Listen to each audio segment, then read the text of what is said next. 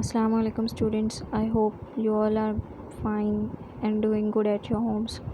Today we will complete our remaining exercise, that is question number 7. Now question number 7 is write answers the following question. Now A is how is light scattered by the air. तो light air के through कैसे scatter होता है. Okay तो change जो direction light का जो change होता है डायरेक्शन वो एयर के थ्रू होता है. क्यों? क्योंकि एयर जो है वो अर्थ एटमॉस्फेयर के अंदर है और एटमॉस्फेयर जैसे ही एटमॉस्फेयर में जैसे ही एयर ट्रैवल करेंगी उसी के साथ में जो रे ऑफ लाइट है वो भी स्कैटर होगा as the mixture is present inside the atmosphere. तो रे ऑफ लाइट जो है वो ये पार्टिकल्स पे पड़ेंगी, जैसे गैसेस पे पड़ेंगी और वेरी फाइन पार्टिकल्स जो हमारे एटमॉस्फेयर में मौजूद है उस पे रे ऑफ लाइट फॉल होंगी and then this ray of light scattered in all direction and that is the natural phenomena. Okay, now question number B. Explain the various properties of water. What are the various properties you have seen in water? तो answer properties of water. Water is colourless. You know that कि water का कोई colour नहीं होता, taste नहीं होता and that is transparent liquid.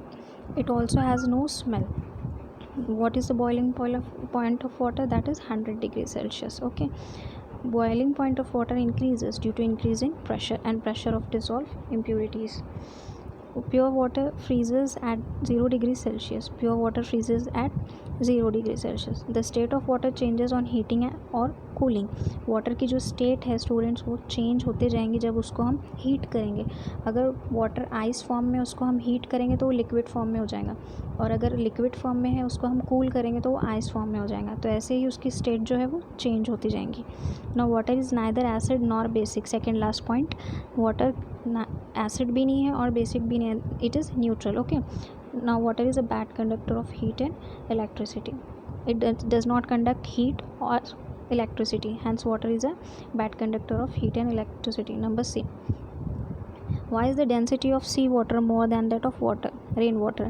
Density मतलब भारी जो है उसकी कंसिस्टेंसी सी वाटर की भारी क्यों है रेन वाटर के कंपैरिजन में. तो sea water has more density than rain water because it contains salt ion. क्योंकि सी वाटर जो समंदर का पानी है आपने देखे होंगे वो खारा रहता है. क्यों? क्योंकि इसके अंदर सॉल्ट बहुत ज़्यादा दिखाई देगा आपको, उसके अंदर सॉल्ट बहुत ज़्यादा क्वांटिटी में रहेगा.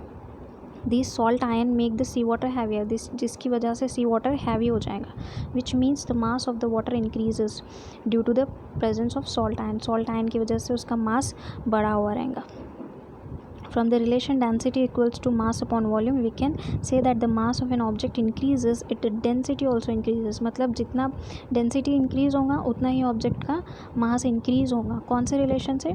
Density equals to mass upon volume. तो density और mass का जो है वो direct relation है एक दूसरे के साथ में. तो जितनी density increase होगी उतना ही mass increase होगा. Number D. What is the importance of good soil structure? एक अच्छी soil के स्ट्रक्चर जो रहेगा तो वो उसकी इंपॉर्टेंस क्या रहेंगी. तो soil structure basically refers to the type of constituent. Okay, soil structure किस पे डिपेंड है? उसके कंस्टिट्यूएंट पार्टिकल कि उसके अंदर किस तरीके के पार्टिकल हैं and the ratio which they are present in the soil. The soil structure is important with respect to the growth of the plant and the type of plantation. Okay, soil structure जो है वो important क्यों है? क्योंकि plant के according, ठीक है, growth of plant के अकॉर्डिंग सॉइल स्ट्रक्चर भी इम्पॉर्टेंट होना ज़रूरी है. अगर for example soil structure weak है और उसके ऊपर आप हैवी प्लांट लगाने का सोच रहे हैं तो that will be the wrong decision. Hence soil structure should be good quality okay for the plantation which can occur in a particular area. Good soil structure has advantages like, ये उसके बाद का आंसर है student. You have to continue it. Okay, you have to make 3 columns. In first column you have to write soil type, second column particular particle type, which particle they consist, and the third one is properties. Okay, so sandy, first one is sandy soil. It has large particle. Okay, loosely packed with large air spaces, water soak into it easily. Okay, अगर large pore रहेंगे उसके अंदर present रहेंगे तो water उसके अंदर easily soak हो जाएगा. Number second is clayey soil clay is a type of a soil, okay, and it consists of very small and fine particles. What is the property? Tightly packed with no air spaces. It has no air spaces in it. This type of soil is heavy and holds more water. और ये जो soil है वो ज़्यादा पानी consist करेंगे अपने अंदर. Number 30 is loamy and silt soil. That is a mixture of large and small particle. ये मीडियम टाइप की रहेंगी, इसमें लार्ज भी पार्टिकल्स रहेंगे और स्मॉल भी रहेंगे. And that holds water, contains humus. Humus मतलब उसके अंदर पूरा पानी तो रहेगा ही, लेकिन उसके साथ में उसका भूसा वगैरह सुना है ना आपने, तो वो डस्ट पार्टिकल्स उसके अंदर ज़्यादा रहेंगे. Now, what is the need and importance of soil testing from the point view of farmer?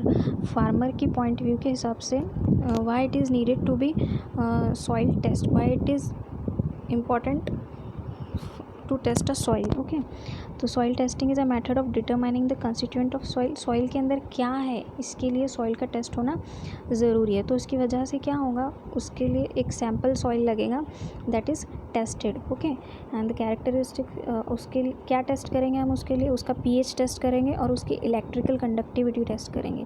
उसका pH और उसकी इलेक्ट्रिकल कंडक्टिविटी टेस्ट करेंगे. ओके, किसके with respect to agricultural particles, कि हम एग्रीकल्चरल के बेसिस पे हम उसके pH और उसकी इलेक्ट्रिकल कंडक्टिविटी को हम टेस्ट करेंगे. ओके, कि ताकि उससे कोई क्रॉप हमारा क्रॉप जो है वो डैमेज ना हो और ज़्यादा से ज़्यादा वो ग्रो हो.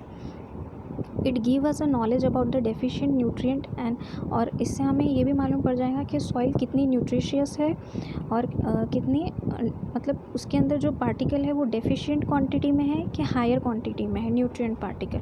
Okay, and it is also useful in determining if additional amount of fertilisers are required. और अगर सॉइल टेस्टिंग इसलिए भी ज़रूरी है क्योंकि हमें उससे ये भी मालूम पड़ जाएगा कि फर्टिलाइज़र्स की हमें ज़रूरत है कि नहीं है.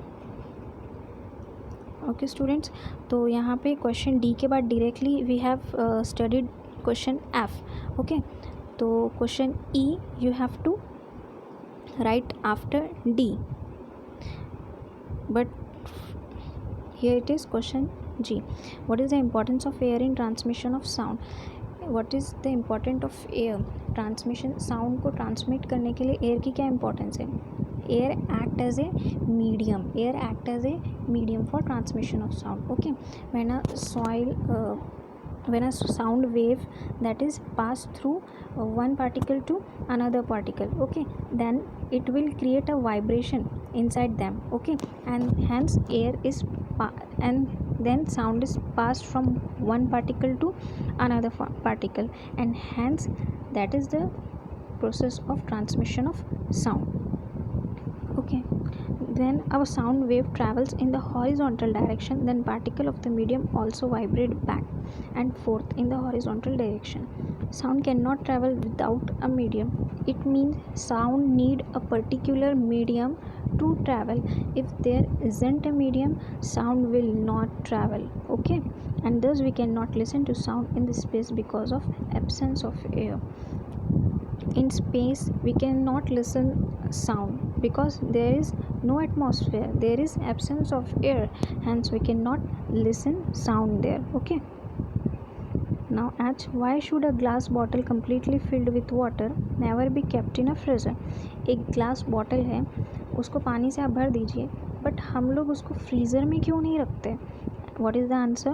A glass bottle completely filled with water should not be kept in freezer because the bottle can break and result in damage. Bottle जो है वो टूट सकती है and it can result be damage. Okay, we know that water expand after freezing. हमने इससे पहले in the previous video we have seen कि water जब expand होगा, water जब liquid से ice form में आएगा तो it needs space, है ना, और उसकी वजह से वो क्या होगा, एक्सपांड होगा.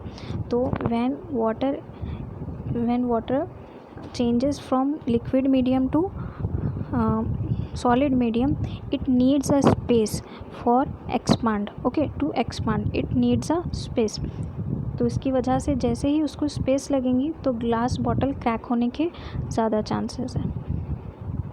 ओके स्टूडेंट्स, यही क्वेश्चन में हम लोग ने डी के बाद ई क्वेश्चन नहीं देखे, तो you have to write E after D.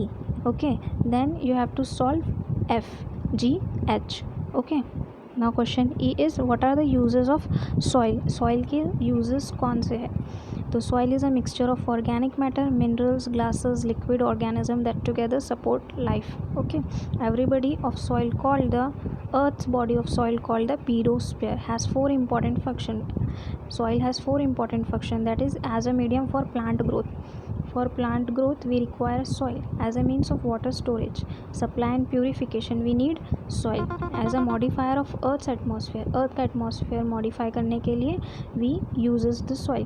As a habitat for organism, for the growth of various organism, soil is needed. All of these function in their turn modify the soil and its properties. So here we have completed the whole chapter, that is 3. Now in the next now on Saturday or Sunday, now on the Saturday or Sunday I will take test which is of 20 marks on both the lesson students, and in the next video we will start our new chapter. So students, I hope you all get my points clearly. Thanks for watching.